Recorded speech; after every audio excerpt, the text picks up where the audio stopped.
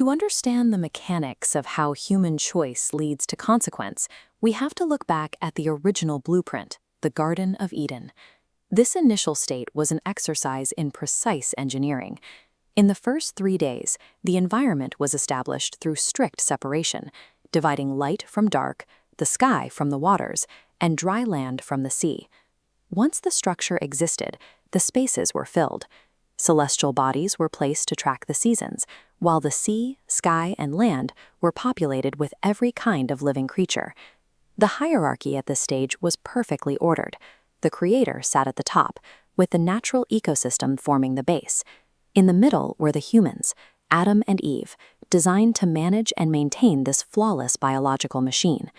After 6 days of work, the system was complete. Maintaining this ecosystem required a specific condition. Humanity was granted total freedom, provided they operated within one clear, absolute boundary. God told Adam he could eat from any tree in the garden with a single exception. The tree of knowledge of good and evil was strictly forbidden. The rule came with a stated consequence. If they ate from this tree, they would die. This setup created the central tension of the story.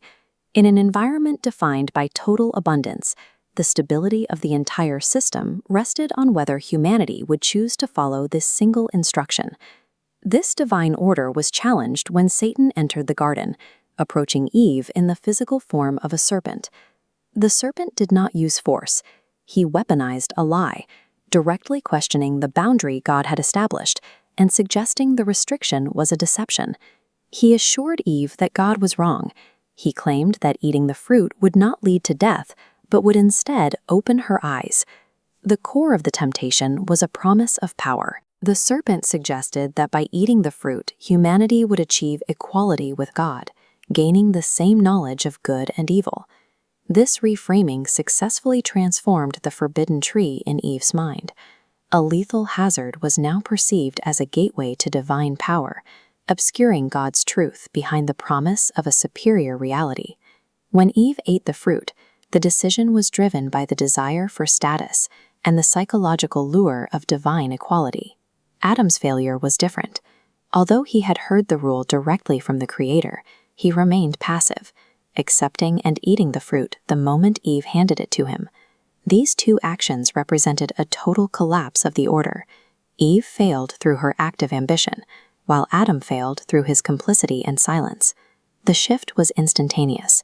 Their innocence was replaced by the realization of their nakedness and the sudden onset of fear. They were left hiding in the shadows, frantically trying to cover themselves with leaves.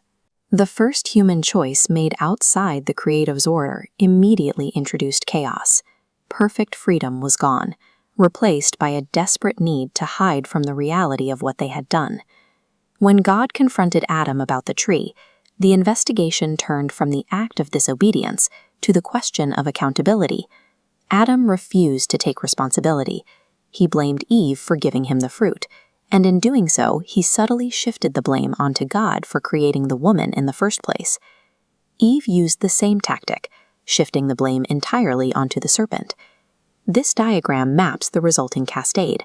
The Creator questions Adam, Adam points to Eve, and Eve points to the serpent. At no point does anyone accept personal ownership of the choice. This refusal to own the choice completed the severance from the original order. Without accountability, the relationship with the Creator was broken. The consequences were specific and severe.